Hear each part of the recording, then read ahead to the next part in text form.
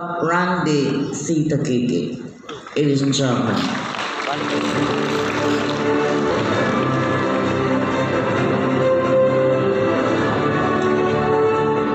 Thank you again.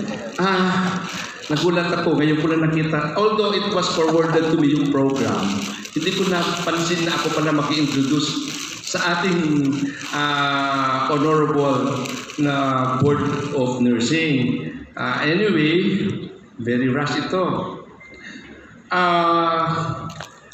Our speaker graduated valedictorian in the elementary.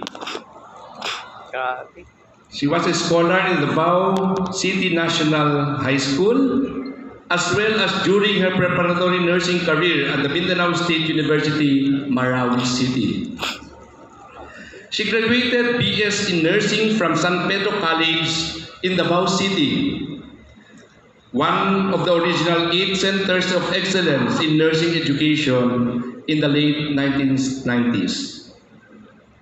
She obtained her BS in pharmacy from the University of Immaculate Conception. Luck eluded her somehow when she obtained 91.48 or 0.54% lower than the 10th placer in the pharmacy licensure examination in 1990. She finished her Master of Arts in Nursing from the Ateneo de Davao University. And from the same prestigious academic institution, her Doctor of Philosophy major in Education Administration. She served as clinical instructor and level chairperson at San Pedro College, Davao City. Our guest speaker, an inducting officer, rose from the ranks to become the Dean of Nursing of San Pedro College for approximately 10 years.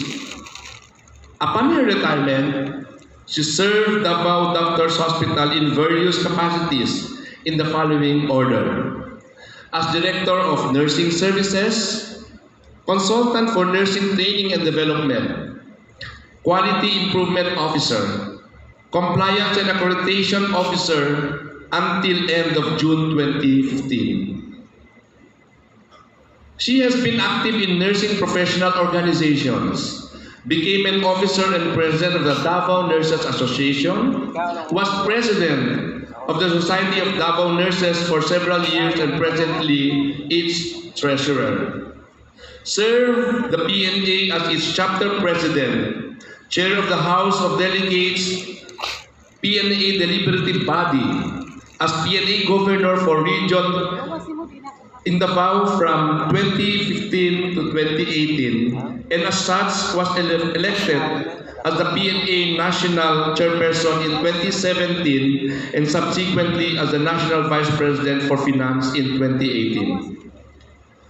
A teacher at heart, she taught in undergraduate BSN program and later in the masteral and doctoral programs at San Pedro College Graduate School, where she served as the coordinator of the nursing graduate programs, or MA and Doctor of Philosophy, prior to her PRC post.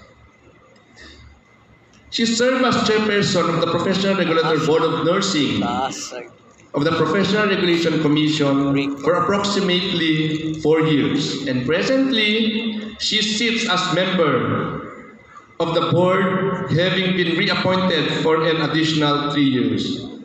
Ladies and gentlemen, please help me welcome our guest speaker and inducting officer, Dr. Elsie T.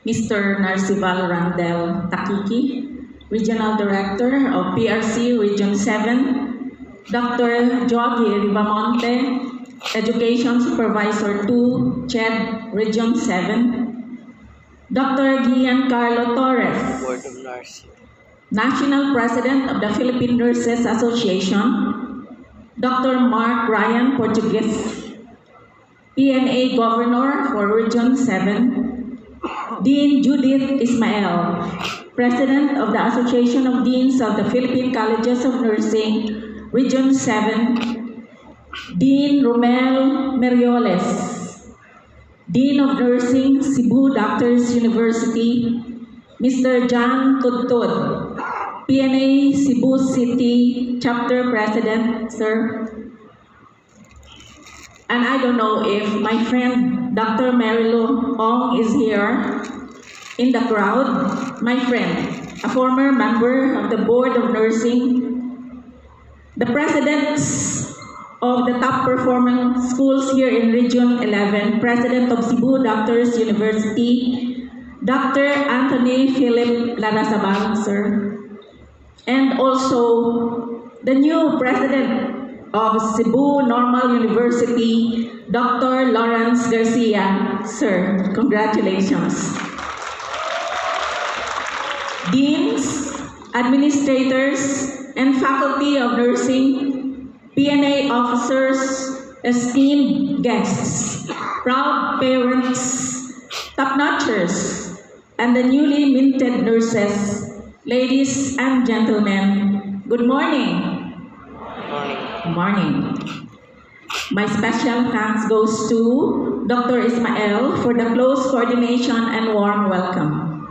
With Dr. Gian Carlo Torres, Governor